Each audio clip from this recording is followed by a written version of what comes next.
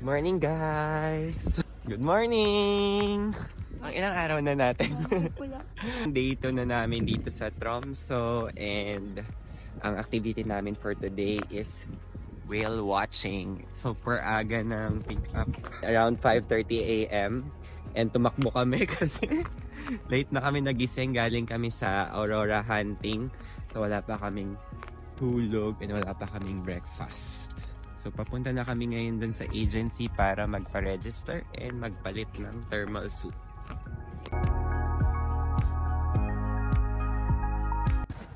Nag-i-snow. Kamusta naman yung outfit? Dali, ano mo? Oh. Ikot. Baka ginawin ka pa niya na. Oh, yung warmer natin. Di natin dinala. Hand warmer. Hindi, okay.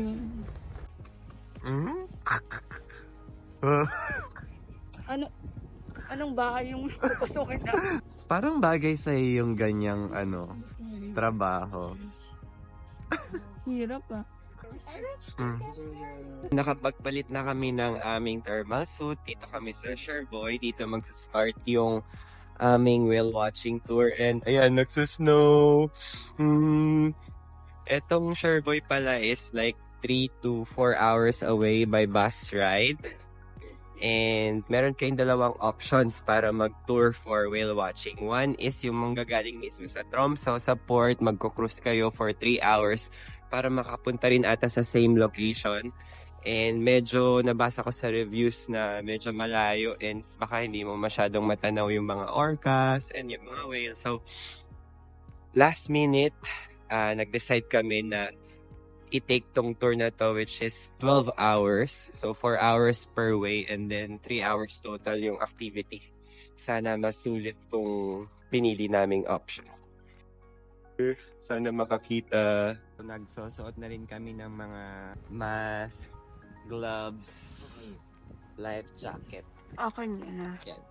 And complete accessories. Thermal suit. Boots. So, provided lahat ng tour para protected kayo sa cold kasi 3 hours kayo sa labas na naka-still lang. So, iwas, ginaw and frostbite.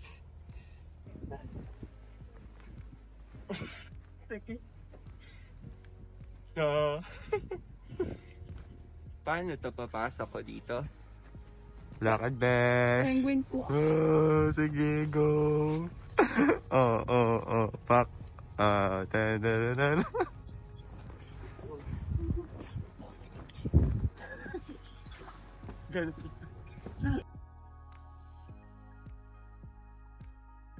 Oh, ang dulas siya pala.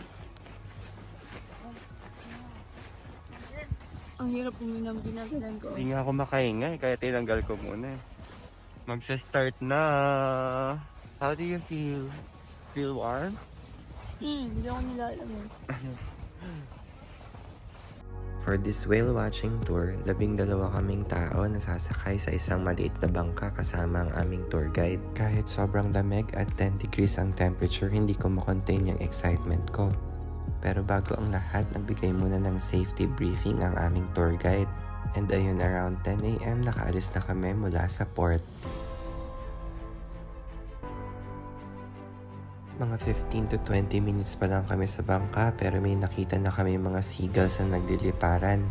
Isang senyales na nasa paligid na siguro namin ang mga orcas. At anytime pwede na siguro silang magpakita. At ayun na nga, ang unang orca sighting namin. Maya-maya pa, isa-isa na talaga silang lumabas. Mas marami pang orca ang nagpakita habang nagpapatuloy kami sa aming tour. At this very moment, ang sarap talaga sa feeling na makita ang mga orca sa wild. Grabe, sobrang lamig pero hindi ito naging hadlang para i-enjoy namin ang wonderful sight na ito. Mahigit 1 oras rin kami nakatigil sa gitna ng dagat. Nanonood lang kami ng mga malalaki at mga baby orcas. Nakakatuwa dahil tila nakikipaglaro at nagpapakitang gilas sila sa amin. Sobrang sulit yung pagpunta ko dito at sobrang sulit yung binayad ko. Busog na busog ang mga mata ko. Kahit saan ako lumingon may mga orcas. May malaki, may maliit, at wala silang tigil na tila ba sila'y nagpapapansin sa amin. Hindi lahat ng napupunta dito ay nakakakita at nabibigyan ng pagkakataong makita ang mga orca. Isa na ata ito sa mga experience na hindi ko malilimutan sa aking pagta-travel. At kung may pagkakataong ulitin ito, uulit-ulitin ko to at babalik ako sa lugar na ito. Bago kami bumalik ng port, may isa pang sea creature ang nagpakita sa amin. Tila ayaw magpatalo ang humpback whale na ito at nagpaalam pa sa amin. Nice!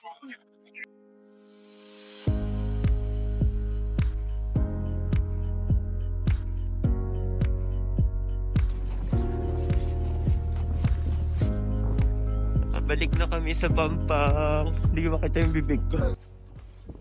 Sobrang sulit. Ang saya-saya. Tsaka, nilamig ka ba? Sobrang saya. Sulit na sulit yung pinili na... Dito na lang ako magsasalita.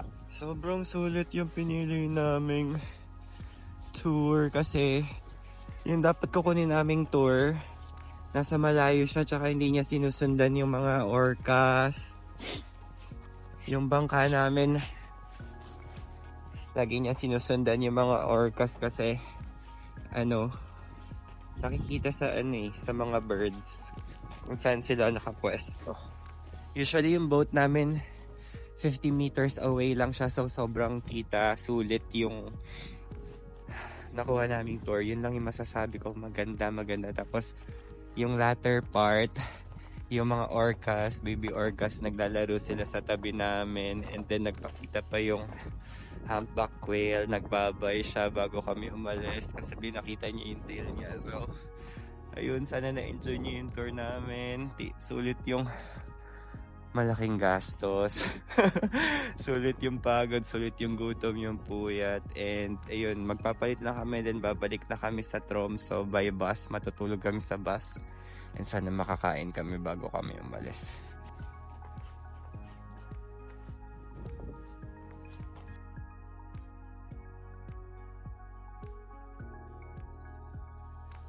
Kanina, masasabi ko lang pala, gusto kong i-share. Habang nanonood ako ng whale, naiyak ako. Ang saya-saya, ang ganda-ganda ng nature. And sobrang blessed na na-experience ko to. Ayun, sige na, mahuli na ako. Bye-bye!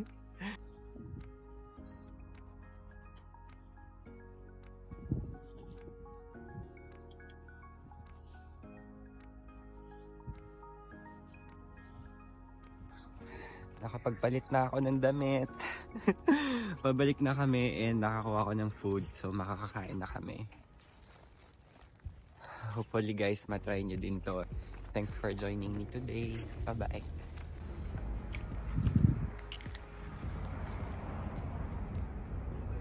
Vlog ulit. I have energy. Huwag mo ako isama. Vlog mo. Bakit? Ako din naman. Nakapagkanin na ako. Parang hindi naman.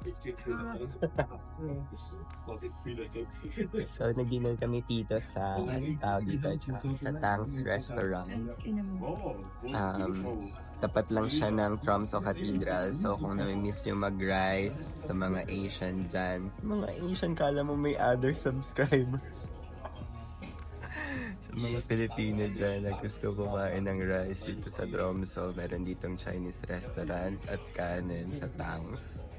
Yun.